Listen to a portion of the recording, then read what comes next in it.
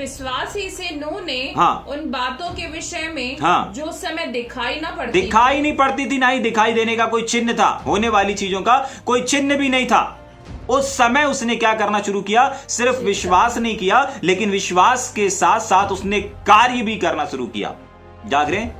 पहली चीज जो नूह का जीवन हमें इस बात को सिखाता है, जैसे हाबिल का जीवन हमें देना सिखाता है, हनोक का जीवन हमें परमेश्वर के साथ साथ चलना सिखाता है, वैसे ही नूह का जो जीवन है वो हमें क्या करना सिखाता है? परमेश्वर के कार्यों को करना सिखाता है। परमेश्वर हमसे जो कहता है हमको उसके अनुसार कार्य को करना है। अगर हम अपने जीवन में आशीषों को देखना चाहते हैं, बढ़ोतरी को देखना चाहते हैं, फलवंतता को देखना चाहते हैं, तो आपको सिर्फ विश्वास नहीं करना पड़ेगा, लेकिन विश्वास के साथ अपने कदमों को उठाना पड़ेगा। जब आप परमेश्वर की एक बीज आपके पास आता है और उस एक बीज यानी कि एक वचन के अनुसार अगर आप करने के लिए किसी बात का निर्णय लेते हैं और अपने कदमों को आगे बढ़ाते हैं, तो याद रखिए उस कदम का परमेश्वर आदर करता है और उसके बाद परमेश्वर क्या करता है? आपको आगे और अगुवाई करने लगता है।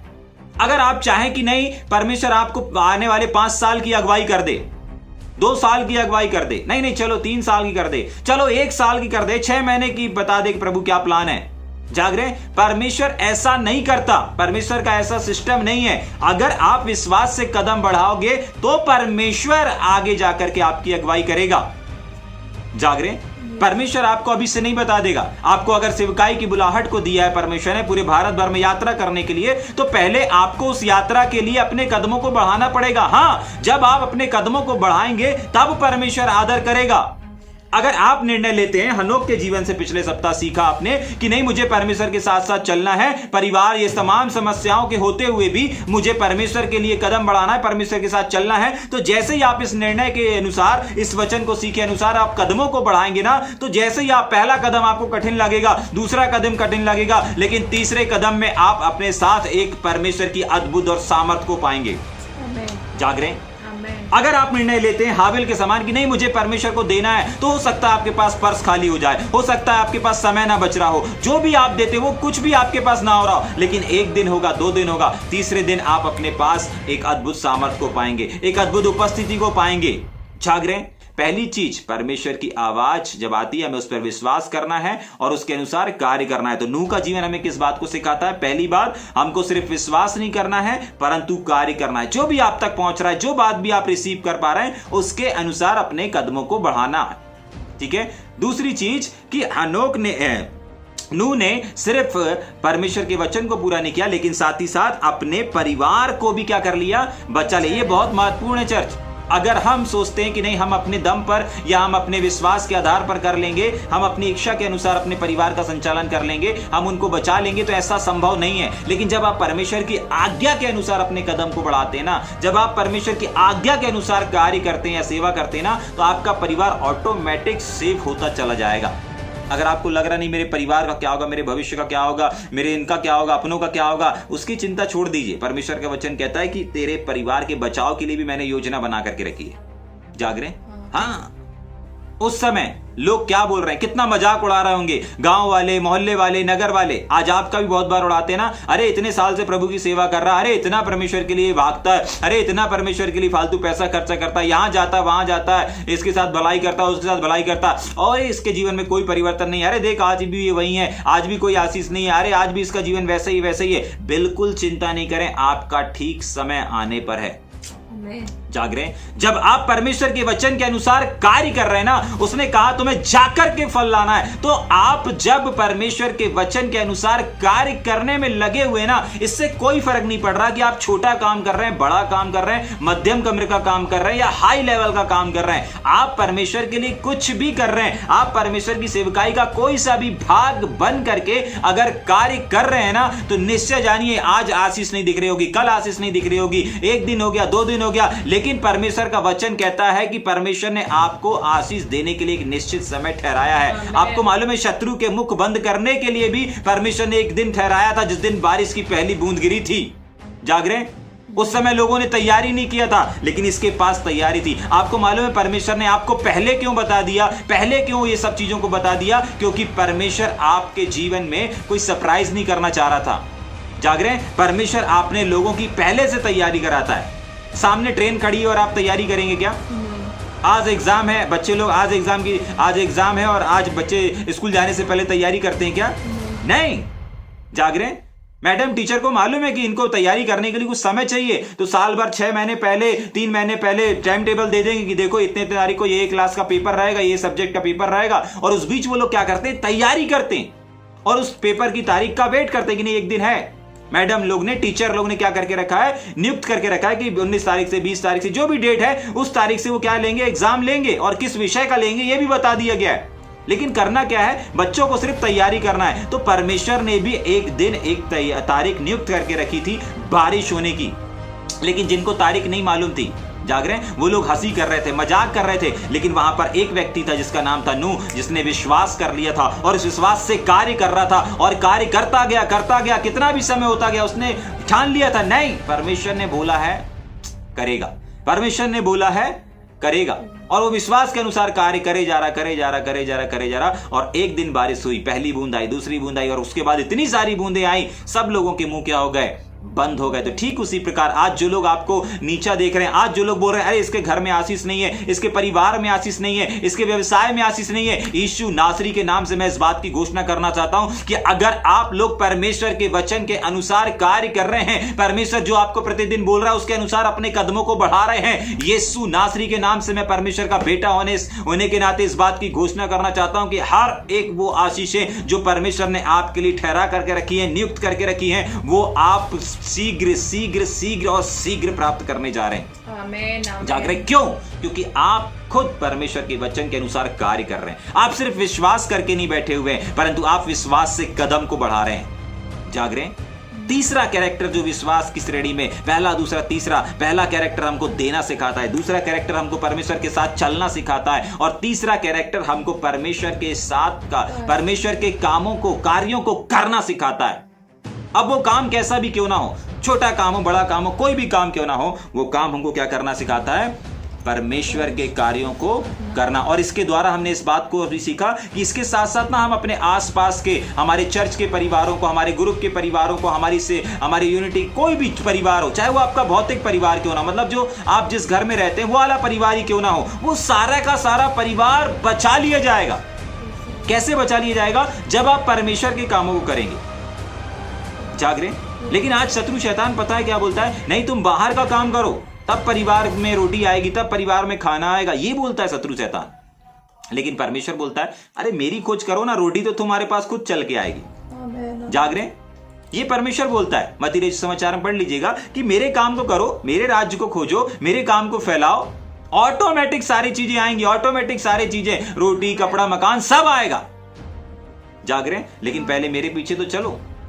जाग रहे? हाबिल को देने के द्वारा, हनोक को चलने के द्वारा विश्वासियों की श्रेणी में नाम है, ठीक है। वैसे ही नूह को कार्य करने के द्वारा विश्वासियों की श्रेणी में नाम दर्ज कर दिया गया, ठीक है। अगर आज आप तीनों में से अगर किसी एक स्तर में या किसी एक प्रकाशन के अनुसार भी अगर आप अपने जीवन को जीना शुरू कर देते हैं, या तो देने के द्वारा, या तो चलने के द्वारा, या तो कार्य करने के द्वारा, तो निश्चय जानिए कि आपका भी नाम जीवन की किताब में लिख जाएगा।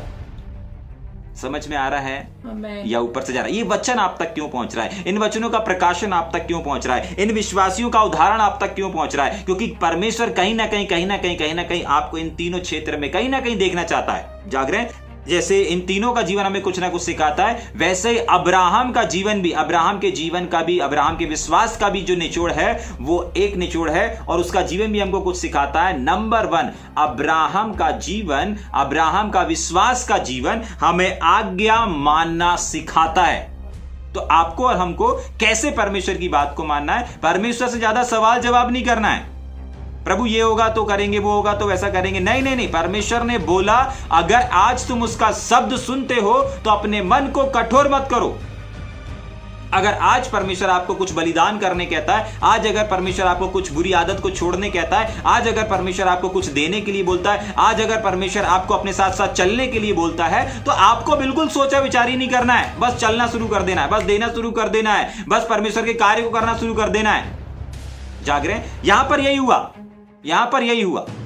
जाग रहे? जैसे ही उसने सुना वैसे ही उसने उठ गया और चलना शुरू कर दिया। समझ पा रहे हैं? अब्राहम ने आज्ञा माना। आज्ञा अपन हम और आप भी मानते हैं, ठीक है। लेकिन अब्राहम की आज्ञा पालन करना और इस हमारा आज्ञा पालन करना कितना फर्क है। जाग रहे हैं? अगर आपको चर्च में बुलाया जाएगा, कहीं मीटिंग में बुलाया जाएगा, भैया कौन सी मीटिंग है? जाग रहे हैं? अगर आपसे कोई बोले भैया आज शादी में चलना है, आप किसकी शादी है भैया? अच्छा कहां पर है? पूछेंगे। जाग रहे हैं? पूछेंगे। आज की जनरेशन जरूर पूछेगी, लेकिन अब्राहम क्यों? आप मना नहीं कर रहे हैं, आप पूछ रहे हैं कहां चलना है, किसकी शादी है? पूछेंगे, जरूर पूछेंगे। जाग रहे हैं? अब्राहम ने नहीं पूछा कहां जाना है, किस ओर जाना है, कितने दिन के लिए जाना है, कुछ भी नहीं, पूरा निर्भर। जाग रहे हैं? आज ऐसा निर्भरता का जीवन, ऐसी निर्भरता की आज्ञाकारिता परमेश्वर आपके और हमारे जीवन से चाहता है। जाग रहे हैं? उसने किरदार हो गए, ये पांचवा किरदार है। पहला था हाबिल, दूसरा था हनोक, तीसरा था नूह, चौथा था अब्राहम। ठीक है। पहले का जीवन देना, दूसरे का जीवन चलना, तीसरे का जीवन कार्य करना, चौथे का जीवन आज्ञा मानना। और कैसी आज्ञा मानना? निर्भरता वाली आज्ञा मानना। ठीक है। पांचवें किरदार का हम कुछ देखेंगे। हाँ पढ़ेंगे जल्दी। कि गर्भ की मरी हुई। हाँ यहाँ पर सारा के बारे में अपन देख रहे हैं। अब्राहम का देख लिया अपन ने, लेकिन सारा की विशेषता देखेंगे ना। उसकी जो गर्भ की जो दशा थी ना, गर्भवती स्त्री की जो दशा थी, हाँ क्या थी? सारा के गर्भ की मरी हुई सी दशा। उसकी जो कोख थी, उसका जो शरीर था, जो बच्चा पैदा करने की ताकत है, क्षमता है, वो सब मर चुका था। सब मर चुका था, कुछ नजर नहीं आ रहा था उसको, कोई उम्मीद नहीं थी। ने क्या किया?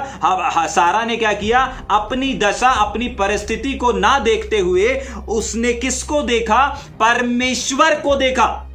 बहुत बार हम लोग क्या करते हैं ना, अपने सामने, हमारे सामने जो चीजें रहती हैं, जो मरी हुई चीजें रहती हैं, जो मरा हुआ जीवन रहता है, जो मरे हुए हालात रहते हैं, जो विषम परिस्थिति रहती है, हम उनको देख करके अपने विश्वास का निर्माण करते हैं। लेकिन यहां पर सारा का जीवन और सारा का विश्वास हमको किस बात को सिखाता है? कि इसने क्या किया? इसने अपने उस परिस्थिति को ना देख करके इसने परमेश्वर को देखा कि नहीं, वो सच्चा है, मुझसे जो वादा किया गया है उस वादे को करने वाले को देखा। तो सारा का जीवन हमें सिखाता है कि अपनी परिस्थिति को नहीं, लेकिन अपने परमेश्वर को देखना है।